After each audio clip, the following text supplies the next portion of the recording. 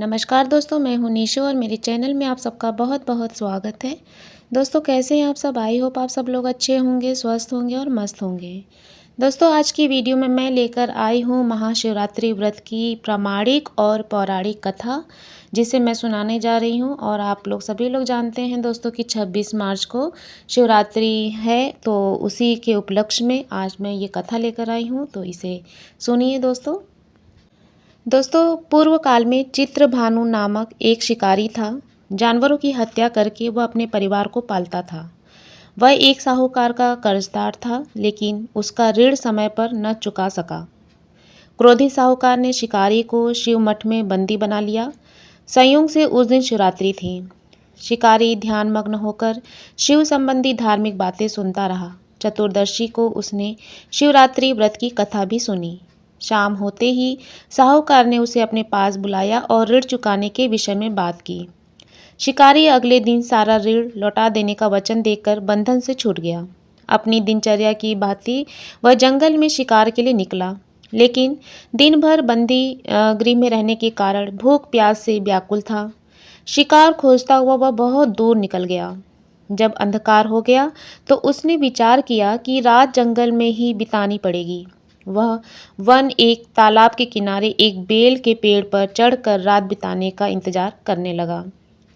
Bell व वृक्ष के नीचे शिवलिंग था, जो बेलोपत्रों से ढका हुआ था। शिकारी को उसका पता न चला। पड़ाव बनाते समय उसने जो टहनियाँ तोड़ी, वे संयोग से शिवलिंग पर गिरती चली गईं। इस प्रकार दिन भर भूखे प्यासे शिकारी का व्रत भी हो गया और शिवलिंग पर बेलोपत्र भी चढ़ गया। पर एक पहर रात्रि बीत जाने पर एक गर्भिणी हिरणी तालाब पर पानी पीने पहुंची।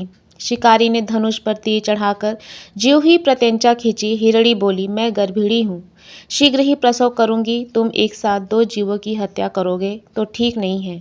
मैंने बच्चे को जन्म देकर शीघ्र ही तुम्हारे समझ प्रस्तुत हो जाऊंगी, तब मार लेना। शिकारी ने प्रत्यंचा ढीली कर दी और हिरणी जंगली झाड़ियों में लुप्त हो गई। प्रत्यंचा चढ़ाने तक ढीली करने के वक्त कुछ बिल्वपत्र अनायास ही टूटकर शिवलिंग पर गिर गए। इस प्रकार उसने अनजाने में ही प्रथम पहर का पूजन भी संपन्न कर लिया।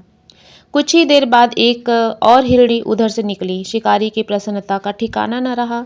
समीप आने पर उसने धनुष पर बाण चढ़ाया। तब उसे देख हिरणी ने विनम्रतापूर्वक निवेदन किया, हे शिकारी, मैं थोड़ी देर पहले ऋतु से निवृत्त हुई हूँ। कामातुर विरहिणी हूँ, अपने प्रिय की खोज में भटक रही हूँ।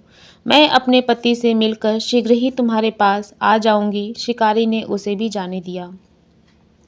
2 बार शिकार को खोकर उसका माथा ठनका। वह चिंता में पड़ गया। रात्रि का आखिरी पहर बीत रहा था। इस बार भी धनुष से लगकर कुछ बेलपत्र शिवलिंग पर जा गिरे तथा दूसरे पहर की पूजन भी संपन्न हो गई। तभी एक अन्य हिरणी अपने बच्चों के साथ उधर से निकली। शिकारी के लिए वह स्वर्णिम अवसर था। उसने धनुष पर तीर चढ़ाने में देर नहीं लगाई। वह तीर छोड़ने ही वाला था कि हिरणी बोली, हे शिकारी, मैं इन बच्चों को इनके पिता के हवाले करके लौट आऊंगी। इस समय मुझे मत मारो। शिकारी हंसा और बोला, सामने आए शिकार को छोड़ दूं? मैं ऐसा मूर्ख नहीं हूँ। इससे पहले मैं 2 बार अपना शिकार खो चुका हूँ। मेरे बच्चे भूख प्यासे व्याग्र हो रहे होंगे। उत्तर में हिरणी ने फिर कहा, जैसे तुम्हें अपने बच्चों की ममता सता रही है, ठीक वैसे ही मुझे भी। हे शिकारी, मेरा विश्वास करो, मैं इन्हें इनके पिता के पास छोड़कर तुरंत लौटने की प्रतिज्ञा करती हूँ।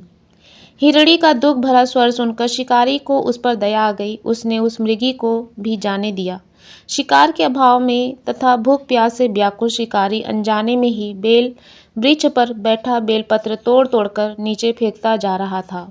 पाँव फटने को हुई तो एक हष्ट पुष्ट मृग उसी रास्ते पर आया। शिकारी ने सोच लिया कि इसका शिकार वह अवश्य करेगा।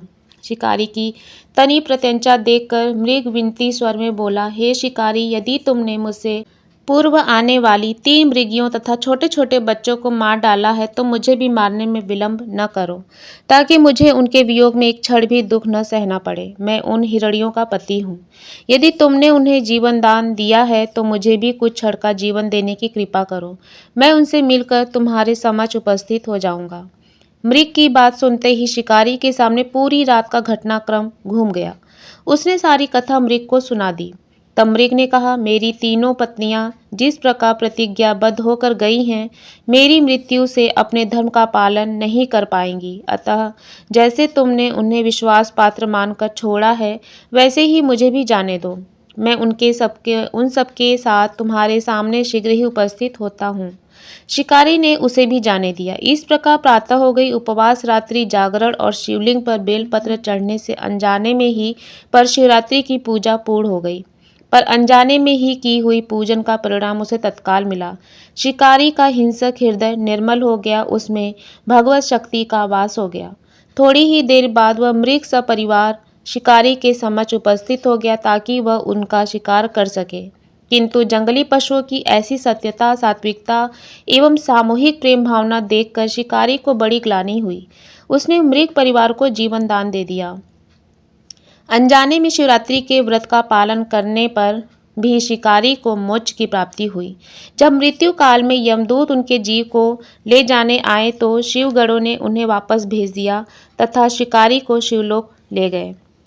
शिव जी की कृपा से ही अपने इस जन्म में राजा चित्रभानु अपने पिछले जन्म को याद रख पाए और महाशिवरात्रि के महत्व को जानकर उनका अगले जन्म में भी पालन कर पाए।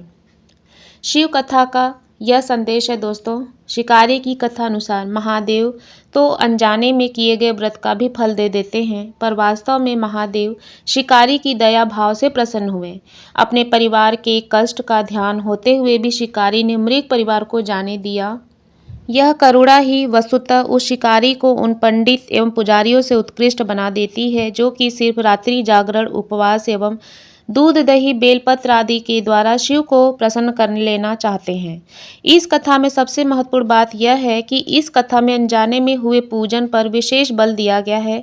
इसका अर्थ यह नहीं है कि शिव किसी भी प्रकार से किए गए पूजन को स्वीकार कर लेते हैं अथवा भोलेनाथ जाने या अनजाने में हुए पूजन में भेद नहीं कर सकते हैं।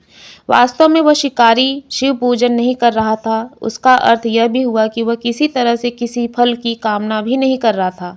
उसने मृग परिवार को समय एवं जीवन दान दिया जो कि शिव पूजन के समान है। शिव का अर्थ ही कल्याण होता है।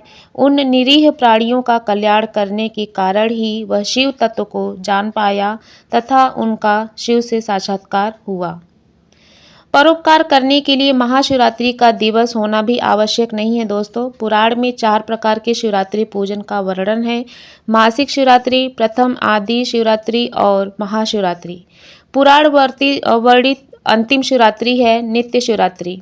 वस्तुतः प्रत्येक रात्रि ही शिवरात्रि है अगर हम उन परम कल्याणकारी आशुतोष भगवान में स्वयं को लीन कर दे तथा कल्याण मार्ग का अनुसरण करें। वही शिवरात्रि का सच्चा व्रत है। तो बस दोस्तों आज के लिए इतना ही और आई होप मेरी ये आज की वीडियो आप लोग को पसंद आई होगी। तो मिलते हैं अपने एक नए वीडियो के साथ। तब तक के लिए मेरे साथ मिलकर बोलिए हर हर महादेव, हर हर शंभू।